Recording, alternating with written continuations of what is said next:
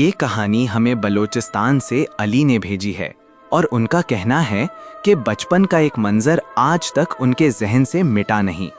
वो कहते हैं कि सिर्फ 6 साल की उम्र में उन्होंने अपनी आंखों से कुछ ऐसा देखा जो आज 30 साल बाद भी उन्हें रात को सोने नहीं देता।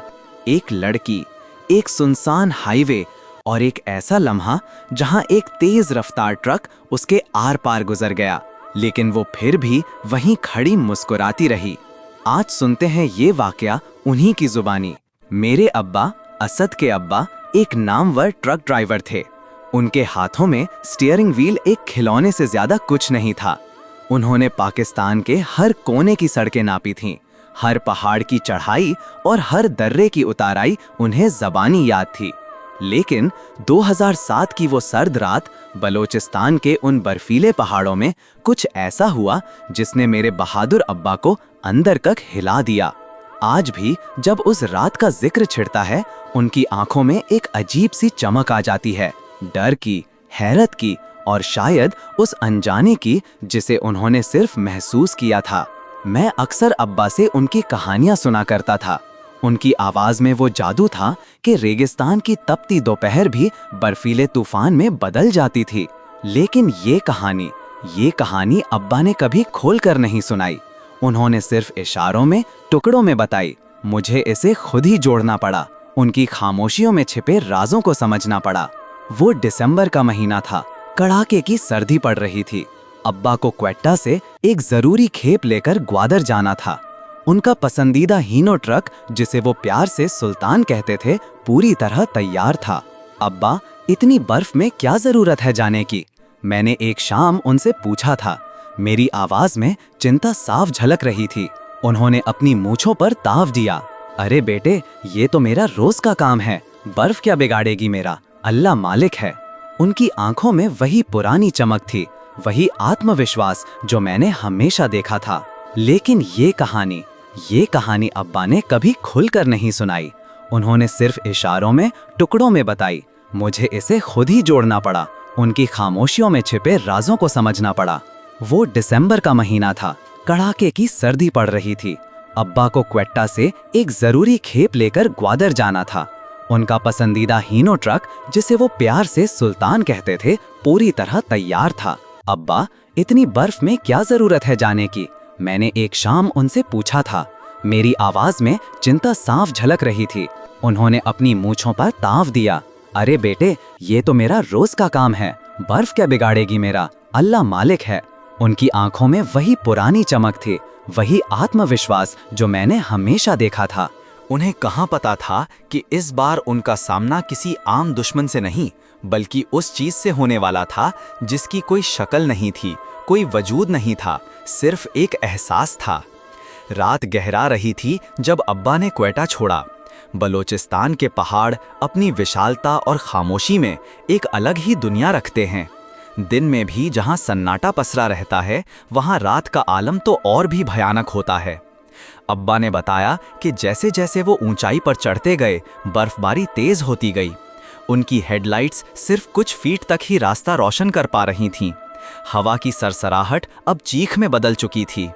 मैं चला जा रहा था बेटे, अब्बा ने एक बार बताया था। उनकी आवाज़ धीमी हो गई थी। रास्ता पहचानना मुश्किल हो रहा था। बर्फ हर चीज़ को एक जैसा बना देती है। मील के पत्थर, चट्टानें सब एक ही रंग में रंग गए थे। अचानक एक तेज हवा का झोंका आया। ट्रक एक तरफ झुक गया, फिर दूसरी तरफ। अब्बा ने स्टीयरिंग को मजबूती से पकड़ा, लेकिन टायर पहले ही अपनी पकड़ खो चुके थे। सुल्तान, उनका भरोसेमंद हीनो, एक बेकाबू जानवर की तरह सड़क पर नाचने लगा। मैं सिर्फ इतना ही सोच पाया, अब्बा ने गहरी सांस ली थी, कि अब गया। ट्रक सड़क से फिसला एक गहरी खाई की तरफ लुढ़कता चला गया। अब्बा ने बताया कि उन्हें लगा जैसे वक्त थम गया हो। उन्होंने अपनी जिंदगी की पूरी फिल्म एक पल में देख ली। फिर एक जोरदार झटका लगा। ट्रक एक बड़े बर्फ के ढेर में जा फंसा, एक प्राचीन तीर्थ स्थल के पास जहां लोग सदियों से मुरादें मांगने आते थे। इंजन की गरगराहट बंद हो गई और चारों तरफ सिर्फ बर्फबारी और हवा की सीटी की आवाज रह गई। अब्बा ने आंखें खोली, सब कुछ शांत था। इतनी खामोशी कि अपने दिल की धड़कन साफ सुनाई दे रही थी। उन्होंने खुद को टटोला। चोट तो नहीं लगी थी, लेकिन एक अजीब सी ठंडी रीढ़ की हड्डी में उतरती हुई सनसनी महसूस हुई। उन्होंने मोबाइल निकाला, सिग्नल नहीं था। उन्होंने इंजन स्टार्ट करने की कोशिश की, लेकिन सिर्फ एक कमजोर सी आवाज आई और फिर खामोशी। तेल का पन फट गया था। अब्बा ने बताया था, उनकी आंखों में अब भी उस मंजर का खौफ था। पूरा तेल बह गया था। मुझे लगा किसी ने जानबूझकर कुल्हाड़ी से वार किया हो। इतना साफ कट, जैसे कोई कारीगर काम करता है। ये बात मुझे हमेशा परेशान करती थी। एक दुर्घटना में तेल का पैन फट सकता है, लेकिन इस तरह से जैसे किसी ने इरादतन काटा हो। अब्बा का मतलब था कि ये सिर्फ एक हादसा नहीं था। रात गहराती जा रही थी, बर्फबारी और तेज हो गई। अब्बा ने हीटर चलाने की कोशिश की, लेकिन इंजन के बिना वो भी बेकार था। ठंड हड्डी हड्डी तक पहुंच रही थी। उन्होंने अपने शॉल और कंबल से खुद को लपेट लिया। बाहर सन्नाटा था, लेकिन ये सन्नाटा डरावना था। ऐसा सन्नाटा जो चीखों से भी ज्यादा भयंकर होता है। फिर उन्होंने सुना एक हल्की सी खुरदुरी आवाज। पहले उन्हें लगा कि बर्फ के गिरने की आवाज होगी, लेकिन ये अलग थी, जैसे कोई ट्रक की छत पर चल रहा हो। 1, 2, 3 कदम, भारी धीमी आवाज। अब्बा का दिल तेजी से धड़कने लगा। उन्होंने ऊपर देखा, लेकिन छत पर कुछ नहीं दिखा। उन्होंने खिड़की से बाहर झांकने की कोशिश की, लेकिन बर्फ की चादर ने सब कुछ ढक रखा था। शायद जानवर होगा कोई। उन्होंने खुद को समझाया, लेकिन उनकी आवाज में यकीन नहीं था। उन पहाड़ों में इतने बड़े जानवर नहीं होते जिनकी चाल इतनी भारी हो। आवाजें बंद हो गईं। अब्बा ने राहत की सांस ली, लेकिन ये राहत ज्यादा देर तक नहीं टिकी। कुछ देर बाद उन्होंने फिर सुना, इस बार खिड़की के ठीक बाहर एक हल्की सी खरोच की आवाज, जैसे कोई नाखून से शीशे को कुरेद रहा हो। अब्बा का खून जम गया। उन्होंने धीरे से पर्दा हटाया। बाहर बर्फ की आड़ में उन्हें एक धुंधली सी शक्ल दिखी। एक सफेद चेहरा इतना सफेद जैसे चूने से पुता हुआ हो। उसकी आंखें, अब्बा ने बताया कि उसकी आंखें नहीं थी, सिर्फ 2 गहरे खाली गड्ढे थे। वो शीशे से सटा हुआ था और अब्बा को लगा जैसे वो उन्हें घूर रहा हो। अब्बा ने चीखने की कोशिश की, लेकिन आवाज गले में ही अटक गई। अनहोन पर्दा वापस गिरा दिया और आंखें बंद कर लीं। उनका पूरा शरीर कांप रहा था। ये क्या था? कोई इंसान, कोई जानवर या कुछ और? घंटे बीत गए या शायद मिनट। अब्बा को वक्त का एहसास नहीं रहा। उन्हें लगा जैसे हर पल एक सदी के बराबर हो। ठंड, डर और वो सफेद चेहरा, सब कुछ मिलकर एक अजीब सा दबाव बना रहे थे। मुझे याद है, अब्बा ने एक बार बताया था, मुझे अजीब अजीब सपने आने लगे। मेरी आंखें खुली थीं, लेकिन मैं सब कुछ देख रहा था। मैंने देखा कि मेरी घड़ी पिघल रही है, जैसे मोम की बनी हो। उसके अंक बह रहे थे और सुइयां बेतरतीब ढंग से घूम रही थीं। फिर उन्होंने देखा कि ट्रक के बाहर बर्फ में दबे पेड़ों की जड़ें हिल रही हैं, जैसे जमीन के नीचे कोई विशालकाय जीव करवट बदल रहा हो। ये सब इतना असली लग रहा था कि उन्हें यकीन नहीं हो रहा था कि ये सिर्फ एक सपना है। मैं जाग रहा था, लेकिन सपनों में था, अब्बा ने कहा था। उनकी आवाज में अब भी वो उलझन थी और मुझे लगा कि मैं कभी जाग नहीं पाऊंगा। अगली सुबह जब सूरज की हल्की किरणें बर्फ पर पड़ी, तो अब्बा ने हिम्मत करके पर्दा हटाया। सफेद चेहरा गायब था। बर्फबारी कम हो गई थी। उन्होंने ट्रक से बाहर निकलने की कोशिश की, लेकिन बर्फ इतनी गहरी थी कि वो चल नहीं पा रहे थे। उनकी हिम्मत जवाब देने लगी थी। उन्हें लगा कि वो यहीं फंस जाएंगे और उनकी लाश भी कभी नहीं मिलेगी। फिर उन्होंने देखा, दूर बर्फ में एक धुंधली सी शक्ल, एक इंसान। अब्बा ने अपनी पूरी ताकत लगाकर आवाज लगाई। वो शक्ल धीरे धीरे पास आने लगी। वो एक बूढ़ा आदमी था। उसके चेहरे पर झुर्रियों का जाल था और उसकी आंखें गहरी और समझदार थीं। उसने एक मोटी भेड़ की खाल का कोट पहन रखा था और उसके हाथों में एक लकड़ी की लाठी थी। अरे जवान, बूढ़े आदमी ने धीमी गहरी आवाज में कहा, तुम यहाँ क्या कर रहे हो? ये जगह अच्छी नहीं है। अब्बा ने अपनी पूरी कहानी उसे बताई। बूढ़ा आदमी सब कुछ खामोशी से सुनता रहा। उसके चेहरे पर कोई हैरानी नहीं थी, जैसे वो ये सब पहले से जानता हो। मेरे साथ आओ, बूढ़े आदमी ने कहा। यहाँ रहना ठीक नहीं। अब्बा ने बड़ी मुश्किल से बर्फ में रास्ता बनाया और बूढ़े आदमी के पीछे पीछे चलने लगे। कुछ दूर चलने के बाद वे एक छोटी सी गुफा में पहुंचे, जहां एक छोटी सी आग जल रही थी। गुफा अंदर से गर्म और आरामदायक थी। बैठ जाओ, बूढ़े आदमी ने कहा, ठंड लग गई होगी। अब्बा आग के पास बैठ गए। गर्मी पाकर उन्हें थोड़ी राहत मिली, लेकिन उनके मन में अब भी सवालों का तूफान चल रहा था। ये जगह, ये पहाड़, अब्बा ने हिम्मत करके पूछा, यहाँ क्या होता है? बूढ़े आदमी ने आग में एक लकड़ी डाली, चिंगारियां हवा में उछली। ये पहाड़ पुराने हैं बेटे, उसने अपनी गहरी आवाज में कहा, बहुत पुराने। इनसे पहले इंसान नहीं थे, लेकिन यहाँ आत्माएं थीं।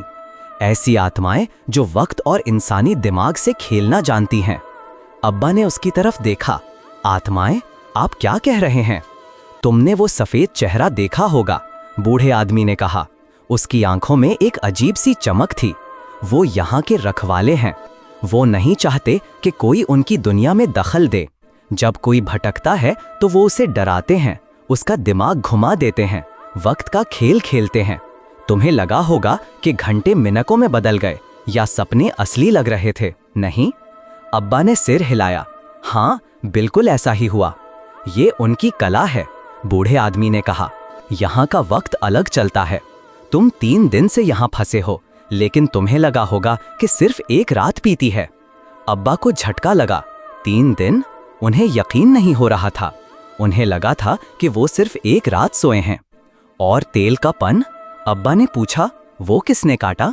बूढ़ा आदमी एक पल के लिए खामोश रहा। वही आत्माएं करती हैं। वो चाहती हैं कि तुम यहीं फंसे रहो। उन्हें इंसानों का डर अच्छा लगता है। अब्बा का पूरा शरीर कांपने लगा। ये सब इतना अजीब था, इतना अविश्वसनीय, लेकिन जो उन्होंने महसूस किया था, जो उन्होंने देखा था, वो भी तो अविश्वसनीय था। तुम भाग्यशाली हो, बूढ़े आदमी ने कहा, कि मैं तुम्हें मिल गया। यहाँ से कोई जिंदा वापस नहीं जाता अगर वो उनकी पकड़ में आ जाए। मुझे यहाँ से निकलना है, अब्बा ने कहा। उनकी आवाज में अब जिद थी। मैं तुम्हें रास्ता दिखाऊंगा, बूढ़े आदमी ने कहा, लेकिन तुम्हें एक बात याद रखनी होगी। इस रास्ते पर कभी वापस मत आना, कभी नहीं। अगले दिन सुबह बूढ़े आदमी ने अब्बा को एक गुप्त रास्ते से बाहर निकाला। बर्फ अब भी थी, लेकिन कम थी। अब्बा ने पीछे मुड़कर देखा, गुफा गायब थी। वो जगह जहां उनका ट्रक फंसा था, वो भी अब दूर धुंधली दिख रही थी। तुम चले जाओ, बूढ़े आदमी ने कहा, और याद रखना, जो तुमने देखा वो सिर्फ एक सपना नहीं था। अब्बा ने बूढ़े आदमी का शुक्रिया अदा किया और अपनी पूरी ताकत लगाकर आगे बढ़ते गए। कुछ घंटों बाद उन्हें एक छोटी सी बस्ती मिली। वहां के लोगों ने उन्हें हैरान होकर देखा। तुम कहां से आ रहे हो? एक आदमी ने पूछा था। यहाँ तो कोई रास्ता नहीं है। अब्बा ने उन्हें अपनी कहानी बताने की कोशिश की, लेकिन किसी ने यकीन नहीं किया। उन्हें लगा कि अब्बा ठंड और डर की वजह से बाकी बातें कर रहे हैं, लेकिन अब्बा जानते थे, वो जानते थे कि उन्होंने क्या देखा था, क्या महसूस किया था। तेल का कटा हुआपन वो इस बात का सबूत था कि ये सब सिर्फ उनके दिमाग का वहम नहीं था। उस दिन के बाद अब्बा ने कभी उस रास्ते पर ट्रक नहीं चलाया। उन्होंने अपना राउट बदल दिया और कभी बलोचिस्तान के उन पहाड़ों की तरफ मुड़कर भी नहीं देखा। ये कहानी अब्बा ने मुझे टुकड़ों में बताई थी। उनकी खामोशियां, उनकी आंखों का डर और उनके शब्दों में छिपी अनिश्चितता सब कुछ मिलकर एक ऐसी तस्वीर बनाते थे जो मुझे आज भी परेशान करती है। क्या वो सिर्फ एक मनोवैज्ञानिक आघात था या वाकई कोई अलौकिक शक्ति थी जिसने उन पर असर डाला था? मैं अक्सर सोचता हूँ, क्या वो बूढ़ा आदमी भी उन आत्माओं में से एक था जिसने अब्बा को छोड़ा, लेकिन एक चेतावनी के साथ? या वो वाकई एक इंसान था जो उन पहाड़ों का राज जानता था? अब्बा की आवाज में आज भी वो खौफ गूंजता है जब वो कहते हैं, बेटे, कुछ जगहें ऐसी होती हैं जहां इंसान को नहीं जाना चाहिए। कुछ चीजें ऐसी होती हैं जिन्हें देखना नहीं चाहिए। वक्त सिर्फ एक सीधी रेखा नहीं है, ये मुड़ता है, घूमता है और कभी कभी ये टूट भी जाता है। वो 3 दिन का गैप, वो सफेद चेहरा और वो कटा हुआ तेल का पन सब मिलकर एक ऐसी पहेली बनाते हैं जिसका जवाब आज तक नहीं मिला। और शायद कुछ राज ऐसे ही अच्छे होते हैं, अनसुलझे, क्योंकि उनका डर ही उनकी पहचान है। और यही डर हमें याद दिलाता है कि इस दुनिया में इंसान से भी बड़ी और ज़्यादा पुरानी कुछ ताकतें मौजूद हैं। अब्बा ने हमेशा मुझे बताया, बेटा जब तुम सड़क पर हो तो सिर्फ अपनी आंखों से मत देखो, अपने दिल से देखो। और अगर तुम्हें लगे कि कुछ ठीक नहीं है तो रुक जाओ, क्योंकि कभी कभी सबसे बड़ा खतरा वो नहीं होता जिसे तुम देख सकते हो, बल्कि वो होता है जिसे तुम महसूस करते हो। उनकी ये कहानी मेरे अंदर एक अजीब सी बेचैनी पैदा करती है, एक ऐसा डर जो किसी भूत प्रेत की कहानी से ज्यादा गहरा है।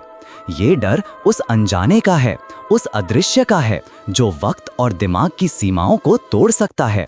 और यही डर मुझे उन पहाड़ों से दूर रखता है जहां मेरे अब्बा ने अपनी जिंदगी का सबसे भयानक अनुभव किया था। शायद यही उन पहाड़ों की आत्माओं की जीत थी, एक ट्रक ड्राइवर को हमेशा के लिए उस रास्ते से दूर रखना। मैं अक्सर अब्बा के पास बैठता और उनसे उस रात के बारे में और जानने की कोशिश करता। उनकी आंखों में पुरानी यादों का धुंधलाका छा जाता। अब्बा, उस बूढ़े आदमी ने आपको और कुछ बताया था? मैंने पूछा था एक बार। मेरी आवाज में उत्सुकता थी। उसने अपनी आंखें बंद कर ली, जैसे उस पल को फिर से जी रहे हों। उसने कहा था, ये पहाड़ सदियों से यहाँ हैं, इनसे पहले कोई नहीं था। जब इंसान यहाँ आए तो उन्होंने अपनी दुनिया बनाई, अपने रास्ते बनाए, लेकिन इन पहाड़ों की अपनी दुनिया है, अपने नियम हैं। नियम? मैंने दोहराया। हाँ बेटे, उसने कहा था, यहाँ का वक्त अलग चलता है। तुम सोचते हो कि एक रात बीती है, लेकिन यहाँ 3 दिन गुजर चुके होते हैं। तुम सोचते हो कि तुम अकेले हो, लेकिन यहाँ हर पत्ती, हर चट्टान, हर बर्फ का कण तुम्हें देख रहा होता है। उसने कहा था कि ये आत्माएं इंसानों की सोच को पढ़ लेती हैं, उनके डर को महसूस करती हैं और फिर उसी डर से खेलती हैं। अब्बा ने गहरी सांस ली। उसने मुझे बताया था कि यहाँ कुछ लोग आते हैं जो इन आत्माओं को पूजते हैं। वो मानते हैं कि ये आत्माएं उन्हें ताकत देती हैं, लेकिन ज्यादातर लोग जो यहाँ भटकते हैं वो कभी वापस नहीं आते। उनकी लाशें भी नहीं मिलती। तो आप कैसे वापस आ गए? मैंने पूछा। मेरी आवाज में अब भी अविश्वास था। उसने कहा था कि मैं भाग्यशाली था। अब्बा ने अपनी आंखें खोली। उनकी आंखों में एक अजीब सी चमक थी कि मैं उस तीर्थ स्थल के पास फंसा था। उसने कहा था कि वहां की अपनी एक पवित्रता है जो इन आत्माओं को कुछ हद तक रोकती है। और शायद मेरा डर इतना गहरा नहीं था कि वे मुझे पूरी तरह से अपने कब्जे में कर सकें। मुझे याद है, उस दिन के बाद जब भी मैं अब्बा को देखता, मुझे वो बूढ़ा आदमी और वो सफेद चेहरा याद आ जाता। अब्बा ने कभी उस घटना का जिक्र खुले तौर पर नहीं किया, लेकिन मैं जानता था कि वो हमेशा उनके साथ रहेगी, उनके अंदर एक गहरी अनकही कहानी बनकर। एक बार मैं अब्बा के साथ लॉन्ग ड्राइव पर था। रात का वक्त था और हम एक सुनसान सड़क से गुजर रहे थे। अचानक अब्बा ने ट्रक रोक दिया। क्या हुआ अब्बा? मैंने पूछा। उन्होंने स्टीयरिंग पर अपने हाथ कस लिए। मुझे लगा मैंने कुछ देखा। मैंने खिड़की से बाहर देखा, कुछ नहीं था, सिर्फ घने पेड़ और अंधेरा। क्या देखा अब्बा? एक परछाई, उन्होंने धीमी आवाज में कहा। सफेद परछाई सड़क के किनारे। मेरा दिल तेजी से धड़कने लगा। मैंने अब्बा की तरफ देखा। उनके चेहरे पर वही पुराना डर था, वही अनिश्चितता। शायद मेरी आंखों का धोखा होगा, उन्होंने खुद को समझाया, लेकिन उनकी आवाज में यकीन नहीं था। उन्होंने फिर से ट्रक स्टार्ट किया और हम आगे बढ़ गए, लेकिन मैं जानता था वो सिर्फ आंखों का धोखा नहीं था। वो उस रात की याद थी जो अब्बा के जहन में हमेशा के लिए कैद हो गई थी। वो याद जो उन्हें उन पहाड़ों से दूर रखती थी और उन्हें ये एहसास दिलाती थी कि कुछ चीज़ें ऐसी होती हैं जिन्हें इंसान कभी समझ नहीं सकता, सिर्फ महसूस कर सकता है। और शायद यही उस कहानी का असली अंत है, एक ऐसा अंत जो कभी खत्म नहीं होता, एक ऐसा डर जो हमेशा बना रहता है, और एक ऐसी सच्चाई जो हमेशा छिपी रहती है पहाड़ों की बर्फीली खामोशी में। वक्त के साथ मैंने अब्बा की कहानियों को और भी गहराई से समझा। उनकी हर खामोशी, हर नज़र उस रात की गवाह थी। उन्होंने मुझे सिखाया कि दुनिया सिर्फ वही नहीं है जो हम देखते हैं, बल्कि वो भी है जो हम महसूस करते हैं, जो हमें डराती है और जो हमें अपनी सीमाओं का एहसास कराती है। बलोचिस्तान के वो पहाड़ जहां अब्बा ने मौत और वक्त के साथ एक अजीब सी लड़ाई लड़ी थी, आज भी अपनी जगह पर खड़े हैं, बर्फ से ढके, खामोश और अपने अंदर सदियों के राज छिपे हुए। और मैं जानता हूं कि उन पहाड़ों में कहीं ना कहीं वो सफ़ेद चेहरा आज भी भटकता होगा, उन आत्माओं के साथ जो वक्त और इंसानी दिमाग से खेलना जानती हैं। और जो भी उस रास्ते पर भटकता है, उसे एक बार फिर उसी भयानक हकीकत का सामना करना पड़ता है जो मेरे अब्बा ने 2007 की उस बर्फीली रात में झेली थी। ये कहानी सिर्फ एक हादसा नहीं थी, ये एक चेतावनी थी। एक ऐसी चेतावनी जो अब्बा ने अपनी जिंदगी के सबसे गहरे अनुभवों से सीखी थी और जिसे उन्होंने मुझे भी सिखाया था।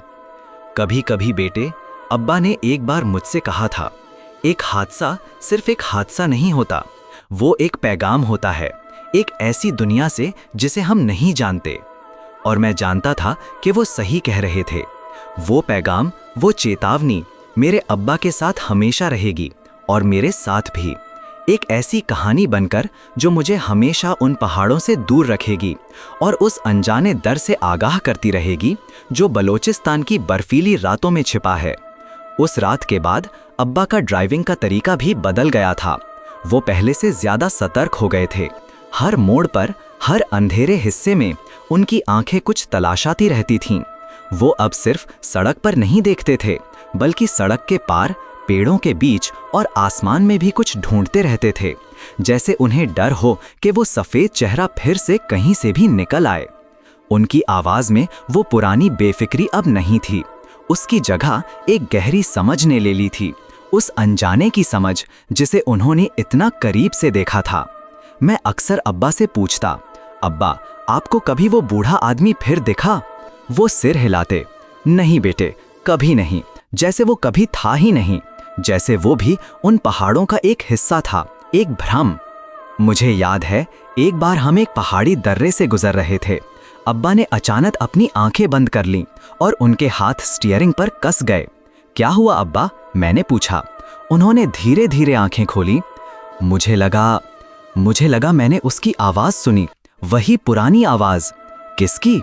उस बूढ़े आदमी की। उसने कहा, तुम वापस आ गए। मैंने डर कर चारों तरफ देखा, कोई नहीं था, सिर्फ हवा की सरसराहट थी।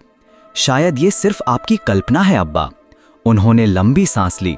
हो सकता है, लेकिन कुछ कल्पनाएं इतनी असली होती हैं बेटे कि वो हकीकत से ज्यादा डरावनी लगती हैं। उनकी ये बात मेरे मन में बैठ गई। हकीकत और कल्पना के बीच की वो पतली सी रेखा जो उस रात बलोचिस्तान के पहाड़ों में धुंधली हो गई थी। अब्बा ने कभी उस रेखा को दोबारा पार करने की कोशिश नहीं की। उन्होंने अपना जीवन बदल दिया। वो अब ज्यादा वक्त घर पर बिताते थे, बच्चों के साथ खेलते थे और अपनी कहानियां सुनाते थे। लेकिन उन कहानियों में अब एक नया रंग था, एक रहस्यमयी, डरावना रंग। उनकी आंखों में हमेशा एक सवाल रहता था, क्या वो सब सच था या सिर्फ एक डरावना सपना?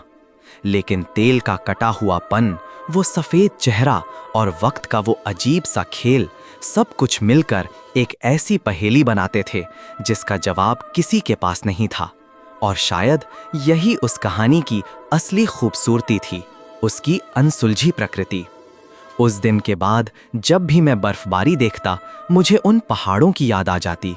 मुझे अब्बा की आवाज़ सुनाई देती जो कहती थी, बेटा, कुछ राज ऐसे होते हैं जो कभी नहीं खुलने चाहिए, क्योंकि अगर वो खुल गए तो दुनिया वैसी नहीं रहेगी जैसी हम उसे जानते हैं।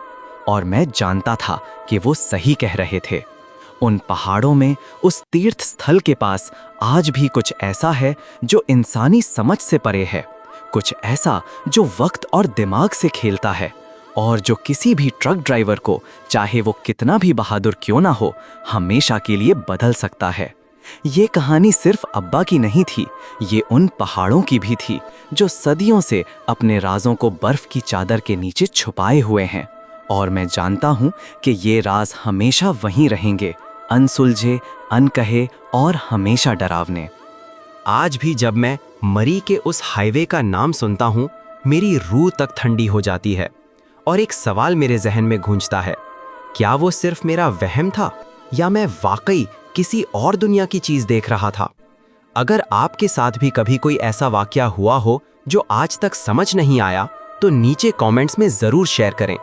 वीडियो पसंद आए तो लाइक करें, अपने दोस्तों के साथ शेयर करें और चैनल को सब्सक्राइब करना बिल्कुल ना भूलें, क्योंकि यहाँ हम लाते हैं वो कहानियाँ जो सिर्फ सुनी नहीं, महसूस की जाती हैं।